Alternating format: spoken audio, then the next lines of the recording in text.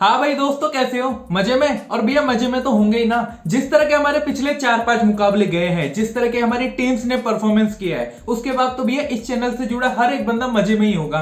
भैया क्या मैचेस हो रहे हैं हमारे, और अभी इंडिया और अपने न्यूजीलैंड वाले में तो क्या ही कमाल हो गया। हम भैया ठीक, हमसे एक गलती हुई, हमने डेरिल मिचेल की जगह टॉम लेथम को लिया, लेकिन उसके बावजूद हमारे कैप्टनसी के तुम देखो भैया, मैंने शमी को कैप्टन किया था क्योंकि रिकॉर्ड्स बोल रहे थे कि शमी को कैप्टन करना चाहिए, और वही वो बंदा 5 विकेट निकाल के गया। यही होता है भाई, जब तुम रिकॉर्ड्स के अकॉर्डिंग टीम बनाते हो ना, तो वो टीम तुम्हें 10 में से 8 बार अच्छी परफॉर्मेंस कर ही देगी। कभी कभी लक होता है कि भाई बंदा नहीं चलता, लेकिन भैया 10 में से 8 बार वो तुम्हें अच्छा रिजल्ट लाकर देती है। और ऐसा ही कुछ हम आज के इस मुकाबले में करने वाले हैं। अब दोस्तों देखो, आज के जो मुकाबला खेला जाने वाला है, ये हो रहा है अपने साउथ अफ्रीका और बांग्लादेश के बीच में वानखेड़े स्टेडियम में। तो अपन बिना टाइम गवाए ना सीधा पिच रिपोर्ट की तरफ चलते हैं। अब दोस्तों देखो, ये जो मुकाबला खेला जा रहा है, ये खेला जा रहा है अपने वानखेड़े के अंदर। बात करें यहाँ की पिच की, तो भैया बैटिंग के हिसाब से बढ़िया विकेट है। यहाँ पर जो पिछले 5 ओडीआई मुकाबले खेले गए, उसका जो एवरेज स्कोर है वो लगभग 270 के आसपास है। तो तुम समझ सकते हो कि भैया किस तरह की बैटिंग विकेट है। बात करें बॉलर्स की, तो भैया यहाँ पर सिर्फ और सिर्फ पेसर का लेना देना है। स्पिनर्स का मतलब कि नाम मात्र का कुछ है। अभी तुम जब आगे वीडियो में देखोगे ना स्टैट्स, तो तुम्हें पता चलेगा कि भैया पेसर्स कहां है और स्पिनर्स कहां है, तो तुम्हें अपने आप समझ में आएगा। अब दोस्तों देखो, इस मैदान पे जो पिछला मुकाबला हुआ वो होता अपने इंग्लैंड और साउथ अफ्रीका के बीच में। अब उसके अंदर क्या हुआ था, पेसर्स को 13 विकेट मिले और स्पिनर्स को सिर्फ 3 विकेट मिले। अब इस ग्राउंड का जो स्कोरिंग पैटर्न है उसको समझते हैं। भैया पिछला मुकाबला हुआ था, उसके अंदर क्या हुआ, साउथ अफ्रीका पहले आती है और भैया इंग्लैंड को 400 का टारगेट दे देती है, और अपनी जो इंग्लैंड थी वो भैया 170 रन पर ऑल आउट हो जाती है। ऑल आउट तो ये पहले ही हो जाते, लेकिन भैया जो इनके बॉलर्स थे वो आगे भैया 80 रन की पार्टनरशिप करके 90 विकेट के लिए, तो इसलिए 170 तक पहुंच गई, नहीं तो 100 पे ऑल आउट हो जाती। उसके पहले वाले मुकाबले में क्या हुआ, 188 बने और जो टीम चेस करने आती है आराम से चेस कर लेती है। उसके पहले वाले मुकाबले में 251 बने और वो भी चेस हो गया। उसके पहले वाले मुकाबले में जो टीम पहले खेलने आती है 109 रन पर ऑल आउट हो जाती है और ये मैच भी आराम से चेस हो जाता है। तो भैया इस ग्राउंड पे ना तुम्हें आराम से भैया 300 तक का स्कोर देखने को मिला, और अगर साउथ अफ्रीका पहले खेलती है तो 350-400 तक भी जाए तो कोई आश्चर्य की बात नहीं है। ठीक है, अब दोस्तों ये तो बात हो गई स्कोरिंग पैटर्न की। अब अपन बात करते हैं विकेट कॉलम की।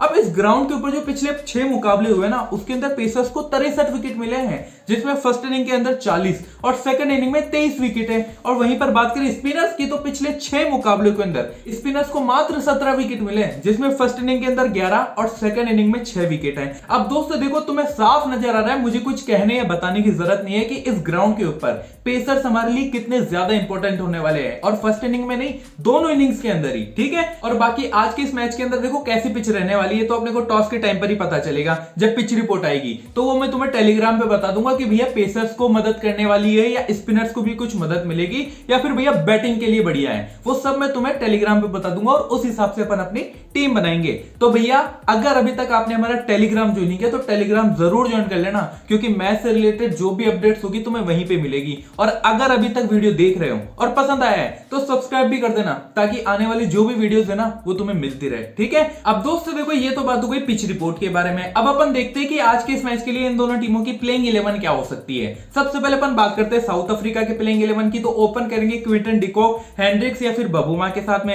फिर आएंगे आरवी डुसेन, उसके बाद में आएंगे एडम मार्करम, फिर आएंगे हेनरिच क्लासन, उसके बाद में डेविड मिलर, फिर आएंगे मार्को यानसेन, फिर आएंगे कॉटजी, उसके बाद में रबाडा, फिर आएंगे केशव महाराज, और आखिरी प्लेयर के तौर पर आएंगे अपने लुंगी एंगेडी। अब ये तो बात होगी साउथ अफ्रीका की प्लेइंग 11 की। अब अपन बात करते हैं बांग्लादेश की प्लेइंग 11 की। तो ओपन करेंगे लिटन दास, तंजीद हसन के साथ में, फिर आएंगे नजमुल शेंटो, फिर आएंगे मेहंदी हसन मिराज, फिर आएंगे शाकिब अल हसन, अगर फिट हो गए होंगे वापस, क्योंकि पिछले मैच में तो बीमार थे इंडिया के, इसमें तो मे भी शायद सही हो गए होंगे तो टीम में आ सकते हैं। उसके बाद में आएंगे मुस्तफिजुर रहीम, फिर आएंगे टी हरिदोय, फिर आएंगे महमूदुल्लाह, उसके बाद में तस्किन अहमद, फिर आएंगे मुस्तफिजुर रहमान, और आखिरी प्लेयर के तौर पर आएंगे शोरफुल इस्लाम। अब दोस्तों देखो, ये तो बात हो गई दोनों टीमों की प्लेइंग 11 के बारे में। अब अपन बात करते हैं दोनों टीमों के हेड टू हेड और वेन्यू रिकॉर्ड्स के बारे में। सबसे पहले अपन बात करते हैं साउथ अफ्रीका के प्लेयर्स की। तो सबसे पहला नाम आता है हेंड्रिक्स का, जिन्होंने हेड टू हेड नहीं खेला है। बात करें वेन्यू की, तो भैया एक मैच के अंदर 85 रन है, लास्ट मैच में बनाए थे इंग्लैंड के खिलाफ। रीसेंट फॉर्म की तुम बात करोगे, बढ़िया चल रही है,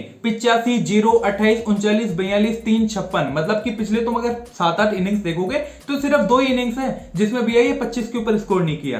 तो भैया जिस तरह का ग्राउंड है, जिस तरह की बैटिंग सरफेस है, टीम में रखना पड़ेगा कुछ भी हो जाए, ठीक है। उसके बाद में नाम आता है तेम्बा बबूमा का। अब जो भी खेले तुम उस हिसाब से स्टैट्स देख लेना, ठीक है। जिन्होंने हेड टू हेड के 4 मैचों में 118 रन बनाए हैं, वेन्यू पर खेले नहीं है। रीसेंट फॉर्म की तुम बात करोगे तो ऐसी कोई खास बड़ी पारी अभी तक नहीं आई है, लेकिन इस ग्राउंड के ऊपर ये बंदा कमाल कर सकता है, ठीक है। फिर आएंगे क्विंटन डिकॉक, जिन्होंने हेड टू हेड के 9 मैचों में लगभग 450 रन बनाए हैं। 53 की एवरेज से बात करें वेन्यू की, 2 मैचों के अंदर 113 रन है, एक तो शतक लगाया था, लास्ट मैच में जल्दी आउट हो गया था क्योंकि सामने टॉपली थे, ठीक है। बात करें इनके रीसेंट फॉर्म की, लास्ट मैच में 4, उसके पहले 20, 109, 100, 27, 45, 82 कैप्टनसी के बेहतरीन ऑप्शन आने वाले एक बार फिर से, ठीक है। उसके बाद में नाम आता है अपने आरवी डुसेन का, जिन्होंने हेड टू हेड के 4 मैचों में 140 रन बनाए हैं 46 की एवरेज से। बात करें वेन्यू की, एक मैच में 60 रन है। रीसेंट फॉर्म की तुम बात करोगे 60, 4, 26, 108, 30, 62 अनड्रॉपेबल पिक है, टीम में रखना है। उसके बाद में नाम आता है एडम मार्करम का,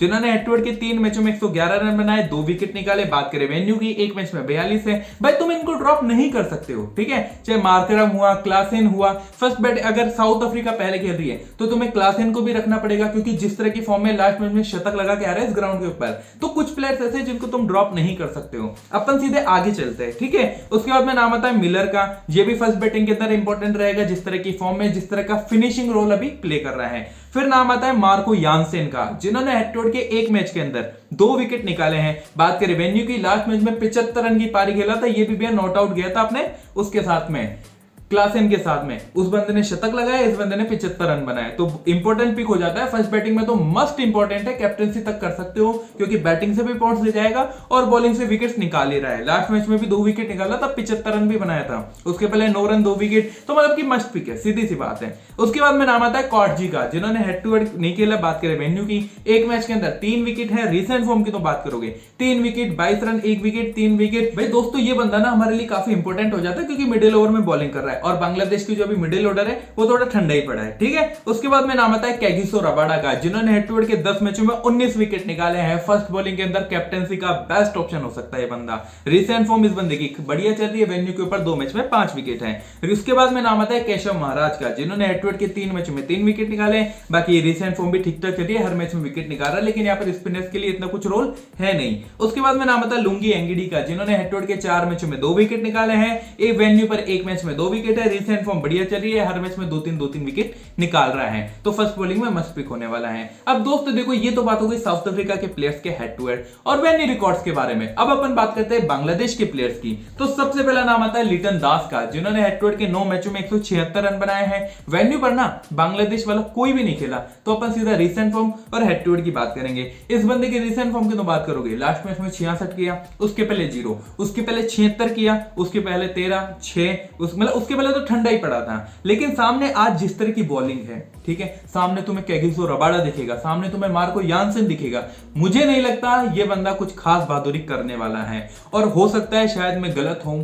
तो ये बंदा बड़ी बारी भी खेल जाए, क्योंकि ऐसा बंदा या तो ये जल्दी फ्री होएगा या फिर भैया 60-70 रन बना कर ही जाएगा, सीधी सी बात है, ठीक है। उसके बाद में नाम आता है तंजीद हसन का, जिन्होंने हेड टू हेड वेन्यू कुछ नहीं खेला। रीसेंट फॉर्म इस बंदे की बढ़िया चल रही है, लास्ट मैच में अर्धशतक करके आ रहा है, टीम में रख सकते हो। उसके बाद में नाम आता है नजमुल शेंटो का, जिन्होंने हेड टू हेड वेन्यू नहीं खेला। रीसेंट फॉर्म की तो बात करोगे पिछले 3 मुकाबलों से ठंडा पड़ा है, उसके पहले अच्छा खेल रहा था, लेकिन इसकी रीसेंट फॉर्म अभी बहुत गंदी चल रही है। उसके बाद में नाम आता है मेहदी हसन मिराज का, जिन्होंने हेड टू हेड के 5 मैचों में 77 रन बनाए, 2 विकेट निकाले। बात करें वेन्यू की, वेन्यू पर खेलेंगे। रीसेंट फॉर्म की तुम बात करोगे, भैया पता नहीं ये बंदा बैटिंग से क्या हो गया, जब हम नहीं लेते थे ना इसको तब तो ये बढ़िया रन बना रहा था, अब जब से लेने लगे तब से ठंडा हो गया है। उसके बाद में नाम आता है शाकिब अल हसन का, जिन्होंने हेड टू हेड के 17 मैचों में 492 रन बनाए, 16 विकेट निकाले। भाई देखो अगर खेलता है, टीम में रखना है, मस्ट पिक है, बॉलिंग बैटिंग दोनों से पॉइंट्स देगा, ठीक है। उसके बाद में नाम आता है मुस्तफिजुर रहीम का, फर्स्ट बैटिंग के अंदर इंपॉर्टेंट पिक बन जाता है ये भी, क्योंकि इसकी रीसेंट फॉर्म काफी अच्छी चल रही है। हेड टू हेड की तुम बात करोगे 14 मैचों में लगभग 300 रन है।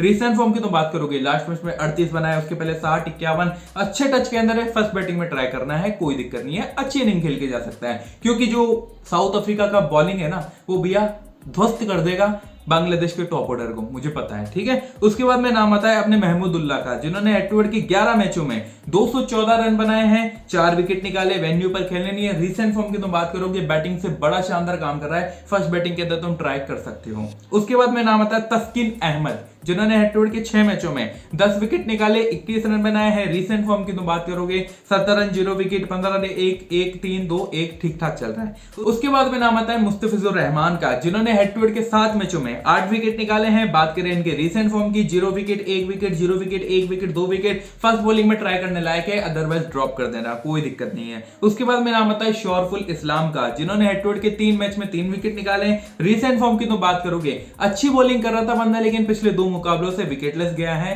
बाकी फर्स्ट बॉलिंग के अंदर तुम ट्राई कर सकते हो, कोई दिक्कत नहीं है, अच्छी चॉइस रहेगी, ठीक है। उसके बाद में नाम आता है टी हरदोय का। अरे इस बंदे का ऊपर छूट गया था तो मैं एंड में डाल दिया, ठीक है। Venue head to head venue नहीं खेला है, रीसेंट फॉर्म इस बंदे की भी बिगड़ चुकी है। अच्छा प्लेयर है लेकिन बंदे की फॉर्म बहुत बड़ा कंसर्न है, ठीक है। अब दोस्तों देखो, ये तो बात हो गई दोनों टीमों के हेड टू हेड और वेन्यू रिकॉर्ड्स के बारे में। अपन ने पिच के बारे में भी जान लिया, प्लेइंग 11 भी देख ली, head to head venue records भी देख लिए। अब अपन देखते कि आज के इस मैच के लिए हमारी बेस्ट ड्रीम 11 टीम क्या हो सकती है। अब दोस्तों आपको स्क्रीन पर ना एक टीम दिखाई दे रही होगी जो फिलहाल के लिए हमारी इनिशियल टीम है। अब इसमें मैंने कैप्टनसी दी है अपने डिकॉक को और वाइस कैप्टन किया है मार्को यानसेन को। और ये टीम उस कंडीशन में जब साउथ अफ्रीका पहले बॉलिंग कर रही है, ठीक है। और बाकी देखो जो भी चेंजेस हो गए टॉस के टाइम पे पता चलेगा, क्योंकि जब पिच रिपोर्ट आएगी, प्लेइंग 11 आएगी, उस अकॉर्डिंग अपन इसमें थोड़े बहुत चेंजेस करेंगे। तो मेक श्योर आप हमारी फाइनल टीम पाने के लिए हमारा टेलीग्राम जरूर ज्वाइन कर लेना, जिसका लिंक डिस्क्रिप्शन के अंदर दिया गया है। बाकी वीडियो पसंद आई हो तो वीडियो को लाइक कर देना, चैनल पर पहली बार आओ सब्सक्राइब भी कर देना, ताकि आने वाली और भी मजेदार वीडियोस आपको मिलते रहे। चलिए दोस्तों, मिलते हैं एक और मजेदार वीडियो के साथ, तब तक के लिए गुड बाय, टेक केयर।